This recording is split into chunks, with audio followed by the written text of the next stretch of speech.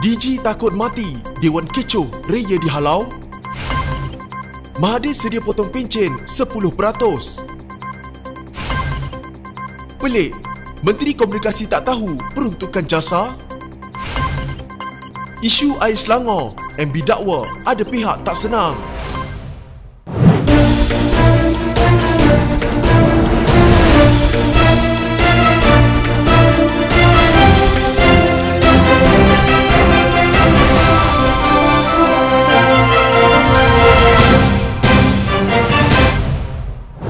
Jangan hantar saja doktor pergi, jururawat pergi. Oh, itu orang tak takut mati, tapi DG takut mati. Persidangan Dewan Rakyat yang berjalan tenang sejak pagi tadi tiba-tiba panas apabila RSN Raya, jelutong DAP yang tidak berpuas hati dengan sesi perbahasan Datuk Seri Tiong King Sing, Bintulu Barisan Nasional diarah keluar oleh Timbalan Speaker Datuk Seri Azalina Osman Said. Raya enggan mematuhi arahan Timbalan Speaker kerana beliau tidak berpuas hati dengan King Sing yang dikatakan menghina serta tidak menghormati bidang tugas Ketua Pengarah Kesihatan Tan Sri Dr. Nur Hisham Abdullah. King Sing mengkritik Dr. Nur Hisham yang disifatkan sebagai takut mati untuk turun atau turut serta bersama doktor dan jururawat bertugas di barisan hadapan di kawasan Perintah Kawalan Pergerakan PKP. Kenapa dia KP tidak turun padang? Kenapa tak turun melawat tiap-tiap hospital? Pergilah tengok, bincang, bagi sokongan moral kepada petugas barisan hadapan. Ini hari-hari KP buat cerita, sidang media saja. Bikin buat apa? Jangan tahu hantar doktor dan jururawat saja. Pergi sana, lokaliti PKP. Oh, dia orang tak takut mati, tapi DG takut mati. Timbalan DG pun tak pergi. Apa sudah jadi? Tak usahlah hari-hari nak buat publicity, katanya pada sesi perbahasan Belanjawan 2021 di Parlimen. RSN Raya kemudian bangun mencelah, meminta King Sing menarik balik perkataan DG takut mati dan menasihatkannya supaya menghormati penjawat awam, terutama frontliners. Keadaan kecoh apabila Bintulu enggan menarik balik kata-kata itu. Sebaliknya mempertahankannya dengan menyatakan beliau menyampaikan suara tidak puas hati barisan hadapan mengenai KP dan timbalan KP yang tidak turun padang. Jelutong pula enggan memberi laluan kepada Bintulu untuk meneruskan perbahasannya sampai habis sebagaimana diminta oleh Azalina dengan terus mendesak King Sing agar menarik balik perkataan itu. Azalina cuba menenangkan Jelutong dengan memintanya duduk, tetapi RSN Raya tidak peduli sehingga memaksa Timbalan Speaker meninggikan suara mendesaknya supaya memberi laluan kepada Bintulu untuk menghabiskan ucapan. Dia Bintulu telah menghina DG. DG bekerja siang malam menangani COVID-19. Dia tiba-tiba tidak menghormati penjawat awam. Saya minta dia tarik balik perkataan DG takut mati, katanya memberi alasan kepada Azalina. Azalina bagaimanapun meminta semua ahli dewan supaya diam untuk membolehkannya membuat keputusan terhadap Bintulu. Namun RSN Raya masih mengganggu dengan berteriak ke arah King Sing supaya menarik balik perkataan itu. Azalina kemudian memanggil bentara agar membawa RSN Raya keluar dari dewan dan ahli Parlimen Jelutong akur sambil berjalan meninggalkan tempat duduknya. King Sing kemudian meneruskan perbahasannya dengan membuat keputusan kepada Timbalan Speaker untuk tidak menarik balik tuduhannya itu terhadap Dr. Nur Hisham. Saya tak tarik balik sebab saya sampaikan suara dari frontliner, katanya sambil meneruskan perbahasannya.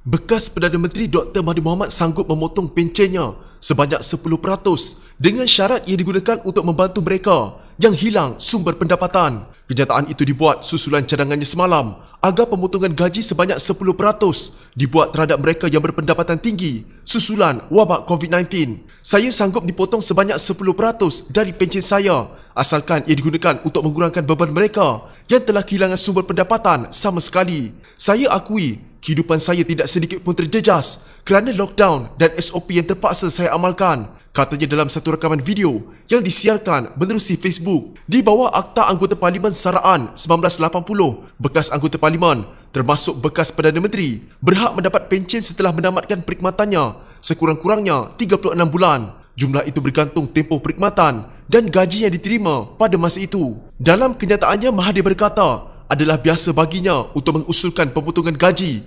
10% terhadap dirinya, menteri, timbalan menteri dan pegawai tinggi kerajaan apabila dia menjadi Perdana Menteri. Sekarang gaji sudah naik berkali ganda daripada dahulu, sementara ramai yang hilang pendapatan sama sekali. Mereka yang bergaji dalam kerajaan tidak mengalami kekurangan. Dalam syarikat swasta pun tidak ada kekurangan gaji. Untuk mengurangkan jarak antara yang bernasib baik dan yang bernasib buruk. Pemotongan 10% daripada mereka yang selamat untuk memberi kepada yang tidak selamat memang wajar, katanya. Apabila Menteri Komunikasi dan Multimedia Datuk Saifuddin Abdullah mendakwa tidak tahu berhubung peruntukan besar yang diperuntukkan kepada Jabatan Hal Ehwal Khas Jasa, ia menimbulkan banyak tanda tanya. Pertama, apakah beliau seorang menteri yang tidak ada kelas? Sekaligus menambah lagi garam kepada kredibiliti Kerajaan Perikatan Nasional yang dikritik kuat berikutan Belanjawan 2021.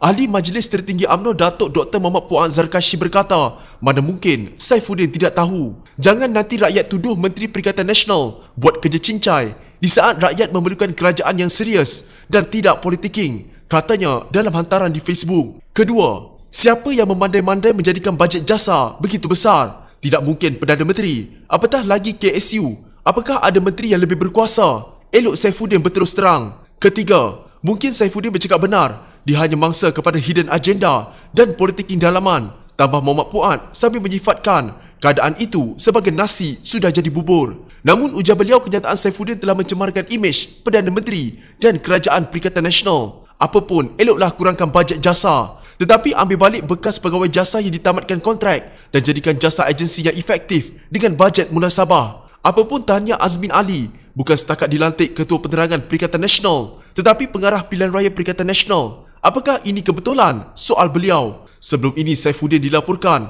terkejut melihat peruntukan RM85.5 juta untuk jasa dalam Belanjawan 2021.